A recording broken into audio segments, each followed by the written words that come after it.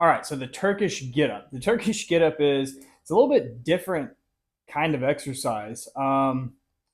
There's varying opinions out there on, is it even worth doing or not?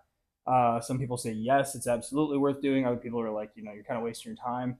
And so the way that I like to think of it is it's really more of like a test or a challenge. It's not so much that we're trying to build any specific quality with this exercise. It's more of like, let's see where we're at with this.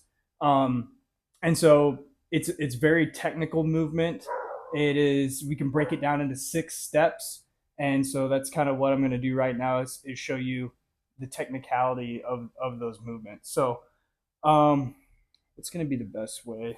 I might have to demonstrate it both directions, but I usually start pretty light with these. If you find yourself being pretty comfortable with the weight that you choose, feel free to increase by like maybe 5 pounds each week. But we're not, like I said, we're not trying to like build any serious qualities here. We just want to see if we can fold up into a position and unfold back out of it. Really, how well can we get up off the ground and maintain a stable core and stable shoulders?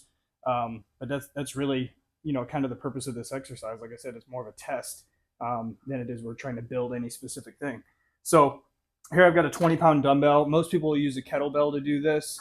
20 pounds is pretty light, but we'll start there and that way we can just demonstrate how it goes. But the heavier that you get with either a kettlebell or a dumbbell, getting it up off the floor and into the right position is kind of a challenge. So I'm going to go ahead and demonstrate that as well. And so what you'll do is you'll lay down on the side, grip the weight, and then roll up into this position here. And so now the knee on the side that the weight is on is going to be up.